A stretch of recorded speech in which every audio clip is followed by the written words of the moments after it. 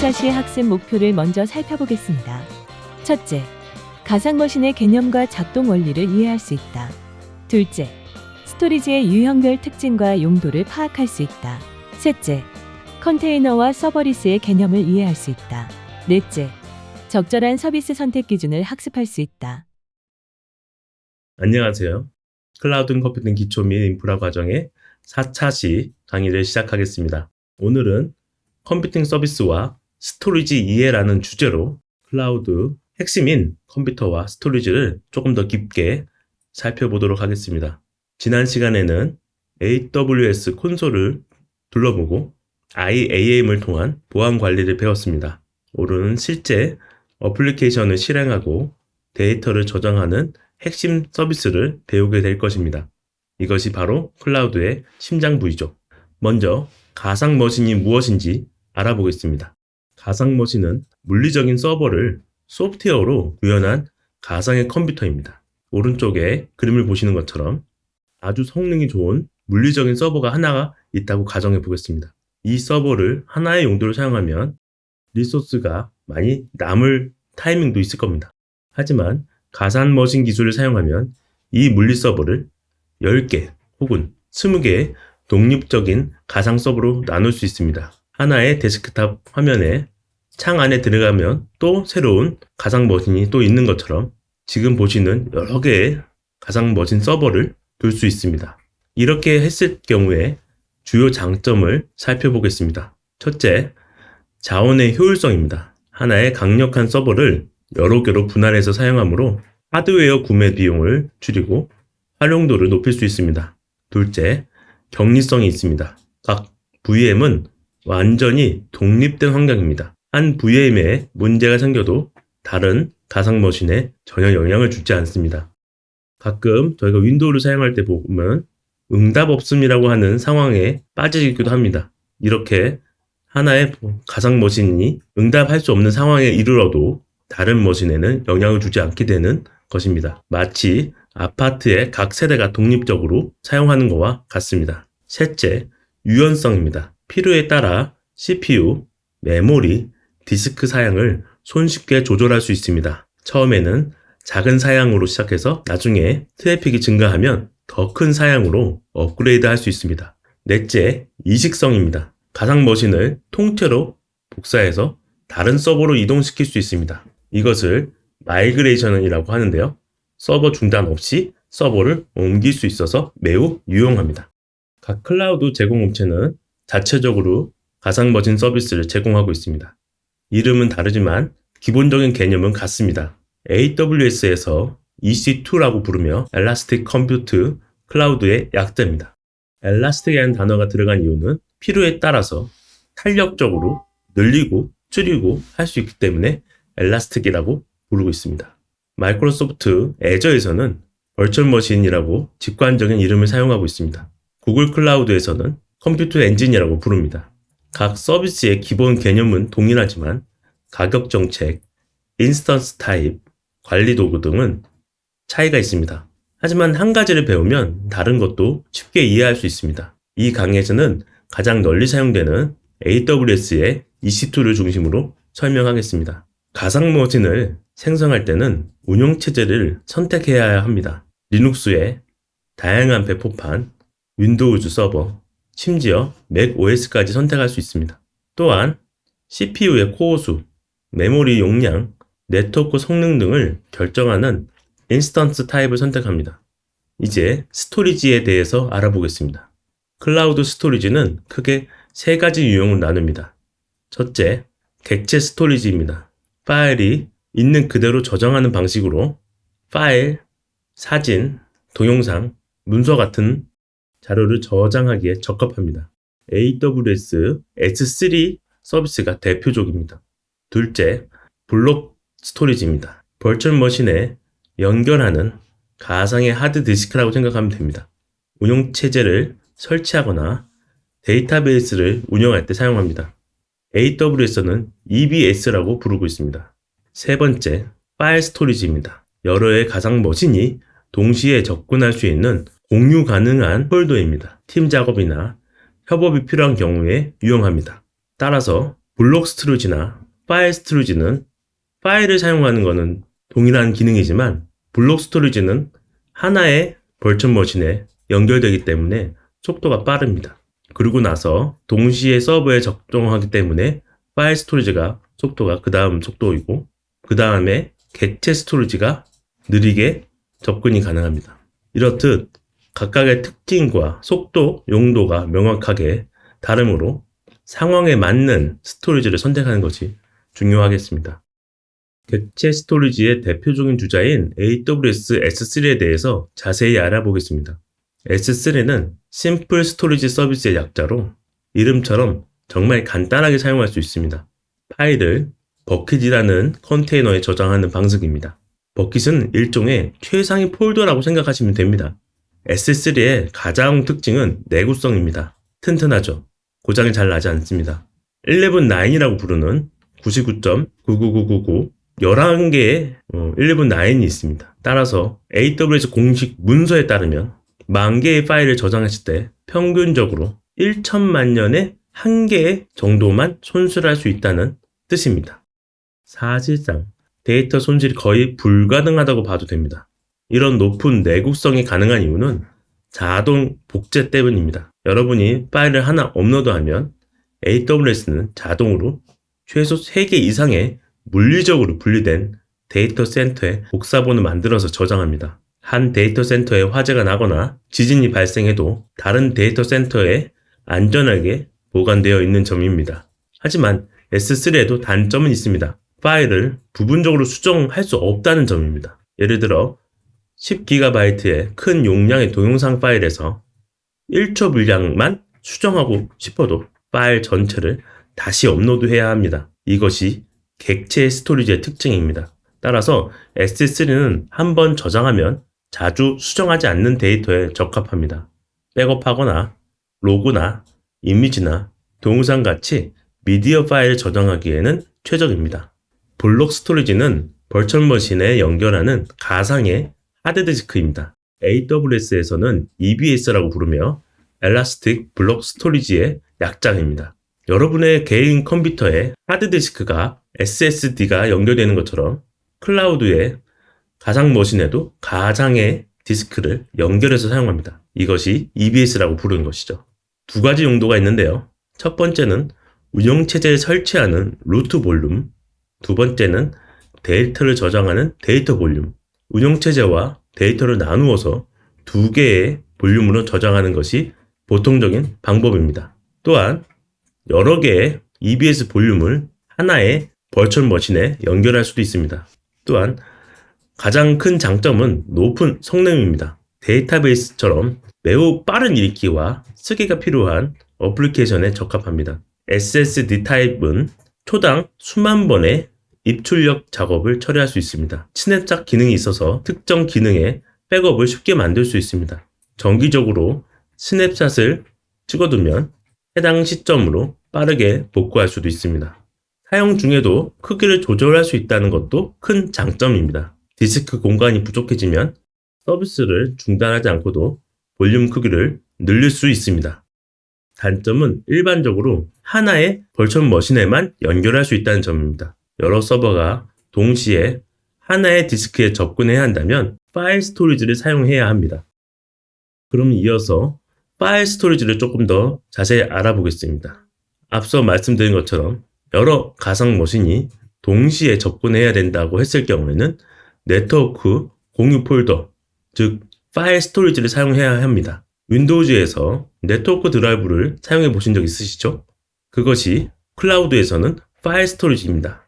첫 번째로 콘텐츠 관리할 때 유용합니다. 워드프레스나 웹사이트에서 여러 서버를 운영할 때 업로드된 이미지 파일을 모든 서버가 모두 접근해야 된다면 이럴 때 파일 스토리지를 사용합니다. 미디어 처리에도 용이합니다.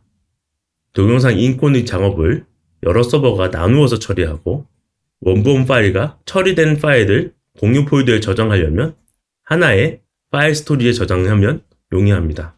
또한 개발 환경에서도 개발팀이 소스 코드를 공유하거나 사용자들에게 개인 홈을 제공할 때도 사용하기도 합니다. 가격은 블록 스토리지보다 약간 비싸지만 여러 서버에 협업이 필요한 경우에는 필수적입니다. 이제 벌처머신보다 조금 더 가벼운 가정화 기술인 컨테이너에 대해서 알아보겠습니다. VM과 컨테이너의 가장 큰 차이는 운영체제 처리 방식입니다. 그림에서 보이는 것처럼 VM은 각각 완전한 운영체제를 포함합니다. 윈도우즈 VM을 3개 실행하면 윈도우즈 운영체제가 3번 중복되어 실행되는 겁니다. 반면 컨테이너는 호스트 운영체제를 공유하면서 어플리케이션만 격리합니다. 하나의 리눅스 운영체제 위에 10개, 20개의 컨테이너를 실행할 수 있는 것이죠. 무게 측면에서 벌처머신은 무겁고 느립니다. 윈도우를 시작하거나 리눅스를 처음부터 운영체제를 다시 시작을 해야 되기 때문에 수십 초 혹은 수분이 걸릴 수도 있습니다. 반면 컨테이너는 이미 운영체제가 시작되었기 때문에 격리된 공간을 실행하면 되겠고 이는 1초, 2초 내로 시작할 수 있습니다. 벌처머신은 하드웨어 레벨에서 격리되므로 아주 강력한 격리 수준을 제공하긴 합니다. 보안이 중요한 경우에는 벌처머신이 더 안전하고 컨테이너는 프로세스 레벨에서 격리하므로 상대적으로 좀 약합니다. 리소스 효율적인 측면에서도 컨테이너가 유리합니다. 동일한 서버에 벌처머신은 10개 정도 실행할 수 있지만 컨테이너는 100개 이상도 가능합니다. 화면에 표를 보시면 벌처머신과 컨테이너 차이를 한눈에 비교할 수 있습니다. 시작 시간을 보면 벌처머신은 분단인 반면 컨테이너는 초단입니다. 실제 서비스 환경에서 이 차이는 매우 중요하게 생각됩니다. 갑자기 트래픽이 증가했을 때 컨테이너는 즉시 추가로 실행할 수 있지만 벌처머신은 시간이 걸립니다. 이식성 측면에서도 컨테이너는 우수합니다. 도커 이미지 하나만 있으면 개발자의 노트북이나 테스트 서버, 프로덕션 환경 어디에서나 동일한 애플리케이션을 실행할 수 있게 됩니다. 제 컴퓨터에서는 되는데요. 아니면 여기 환경에서는 뭐가 안 되는데요. 라는 말을 할 필요가 없어지는 것이죠. 그렇다고 벌처머신이 항상 나쁜 것은 아닙니다. 격리와 보안이 중요한 경우 또는 운영체제 어플리케이션이 항상 연결돼서 해야 될 경우에는 벌처머신이 최선의 선택입니다. 컨테이너를 사용하려면 컨테이너 관리 도구가 필요합니다. 그림 오른쪽에 보시는 것처럼 가장 유명한 것은 도커입니다. 도커는 컨테이너를 만들고 실행하는 기본 도구입니다. 하지만 도커 혼자서 수백 개, 수천 개의 컨테이너를 관리하기는 어렵습니다.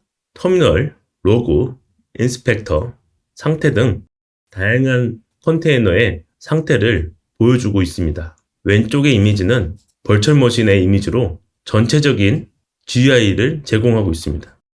이제 가장 혁신적인 컴퓨팅 패러다임인 서버리스에 대해서 알아보겠습니다. 서버리스는 서버가 없다는 뜻이 아닙니다. 서버를 관리하지 않아도 된다는 의미입니다. 여러분은 코드만 작성해서 업로드하시면 클라우드가 알아서 그 코드를 실행할 준비를 하고 코드를 실행합니다. AWS 람다가 대표적인 서버리스 컴퓨팅 서비스입니다. 작동하는 방식은 사용자가 사진을 업로드했을 때 자동으로 썸네일을 생성하는 기능을 필요하다고 가정하고 그림을 좀 확인해 봅시다. 전통적인 방식이라면 서버를 항상 실행하고 있어야 되지만 람다를 사용하면 사진이 업로드되는 순간에만 코드가 실행되고 작업이 끝나면 자동으로 해당 인스턴스를 종료하게 됩니다. 장점은 명확합니다. 서버 관리가 전혀 필요 없고 사용한 만큼만 비용을 지불합니다. 한 달에 하나의 사진만 업로드 된다고 했을 경우에는 해당 시간이 처리되는 시간에만 비용을 지불하게 될 것입니다.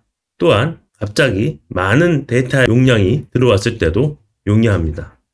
동시에 1000개의 요청이 들어와도 람다는 알아서 확장해서 해당 요청을 처리합니다. 간단하게 이미지의 썸네일을 만드는 작업은 오래 걸리지 않습니다. 하지만 한번 실행하고 나서 15분 이상의 오래 걸리는 작업은 람다에서 처리할 수 없습니다. 또한 람다는 처음 실행할 때 준비 시간이 좀 걸립니다. 이를 콜드 스타트라고 합니다. 우리가 추울 때 몸이 러닝이 잘 안 돼서 좀 녹이거나 스트레칭을 하기도 합니다. 인스턴스도 처음 시작할 때 인스턴스를 준비하고 해당 자료를 준비해 놓는 작업이 필요합니다. 이를 콜드 스타트라고 하며 수초 정도의 지연이 발생됩니다. 서버리스가 실제로 어떻게 활용되는지 게임 산업의 예를 살펴보겠습니다. 모바일 게임에서 플레이어의 점수를 기록하고 순위를 계산하고 보상을 지급하는 기능이 필요합니다. 이런 기능들은 람다로 구현하면 매우 효율적입니다. 게임 서버에는 24시간 실행되어야 하긴 하지만 점수 처리나 순위 계산은 일정 기간마다 사용하면 됩니다. 특히 이벤트 기간에는 트래픽이 10배 혹은 100배 정도 증가할 수 있는데 람다는 자동으로 확장되므로 별도의 준비가 필요 없습니다. 실제로 많은 게임 회사들이 람다를 활용해서 비용을 크게 절감하고 있습니다. 서버를 항상 최대 용량으로 준비할 필요가 없어서 필요한 순간에만 리소스를 사용할 수 있기 때문입니다. 이제 가장 중요한 질문입니다. 이렇게 많은 선택지 중에서 저희는 무엇을 선택을 해야 될까요? 전통적인 웹 어플리케이션이라면 벌처 머신이 적합합니다. 완전하고 자유로운 제어권이 필요하고 기존 어플리케이션에서 호환성이 중요한 경우에 벌처 머신을 사용해야 합니다. 또한 마이크로 서비스 아키텍처를 구축한다면 컨테이너가 효율적입니다. 빠르게 배포하고 자원을 효율적으로 사용할 수도 있고 넷플릭스, 우버 같이 대규모 서비스를 구축하기 위해서라면 컨테이너를 적극 분석해서 활용해야 합니다. 가끔만 처리되는 그리고 사용량을 분석하기, 예측하기 어려운 이벤트라면 서버리스가 최적입니다. 매일 밤 12시에 리포트를 생성하거나 사용량을 이미 예측하기 어려운 서비스의 경우 서버리스로 구축할 경우에 매우 경제적입니다. 빅데이터 분석이나 머신러닝 작업이라면 GPU나 고성능 인스턴스가 필요합니다. 특수 VM 타입을 선택해야 하고 개발이나 테스트의 용도라면 작은 사이즈의 벌처 머신이면 충분합니다. 비용을 최소화하면서도 필요한 작업을 모두 수행할 수 있습니다. 정답은 하나가 아니며 실제로 다양한 기업들이 벌처 머신, 컨테이너, 서버리스를 자유롭게 조합해서 사용하고 있습니다. 각각의 장점을 살려 최적의 아키텍처를 구축하는 것이 필요합니다. 클라우드를 사용하다 보면 비용이 많이 나올 수 있습니다. 비용은 스토리지, 그리고 네트워크, CPU로 비용이 나누어서 최적화도 가능합니다. 스토리지는 생명 주기를 관리하면 오래된 파일을 자동으로 감지해서 저렴한 스토리지로 이동시킬 수 있습니다. 빈번하게 바뀌는 파일이 아니라 저장한 지 오래된 파일들은 비용을 더 아낄 수 있는 타입으로 옮겨놔서 비용을 최대 80%까지 절감할 수 있습니다. 또한 네트워크도 데이터 송신량 기준으로 확인합니다. 인바운드 트래픽은 무료지만 아웃바운드 트래픽은 유료입니다. 따라서 외부의 콘텐츠를 반복적으로 전송한다고 했을 경우에는 CDN을 사용해서 네트워크 전송 비용을 크게 줄일 수 있습니다. CPU 비용 최적화할 경우에는 적정 규모의 예측이 중요합니다. 과도하게 큰 인스톨을 사용하거나 사용하지 않는 리소스가 있는지 정기적으로 점검한 다음에 AWS 컴퓨터 옵티마이저 같은 도구를 사용해서 적정 사이트를 추천받아야 됩니다. 특히 예약 인스턴스나 세이빙 플랜을 사용하면 최대 70%까지 비용을 절감할 수 있습니다. 사용하지 않는 개발 서버나 테스트 서버는 업무 시간 외에는 꺼두시는 것이 중요합니다. S3의 비용 최적화 도구는 실제로 다양한 방법을 제공하고 있습니다. 보시는 이미지는 S3 스토리지 렌즈라고 하는 분석 도구입니다. 데이터의 양, 접근 패턴을 확인하면 특정한 스토리지 클래스를 자동으로 추천하고 비용을 예측해 줍니다. 예를 들어 1TB의 로그 파일이 있을 경우에 최근 30일 것만 가끔 확인하고 있다면 도구는 최근 데이터는 S3 스탠다드 IA를 그리고 오래된 데이터에는 글라시어 딥 아치브를 저장하라고 추천할 것입니다. 이렇게 하면 비용을 90% 이상 절감할 수 있습니다. 접근 패턴을 정확하게 이해하고 스토리지 클래스를 잘 선택하면 성능 저하 없이 비용을 크게 줄일 수 있습니다. 네트워크 비용 최적화입니다. 첫째, 데이터 전송 비용 최적화입니다. 동일 리전 내에서는 가용 영역 간의 데이터 전송에도 비용이 발생합니다. 따라서 인서스를 가능한 동일 가용 영역에 배치하면 비용을 줄일 수 있습니다.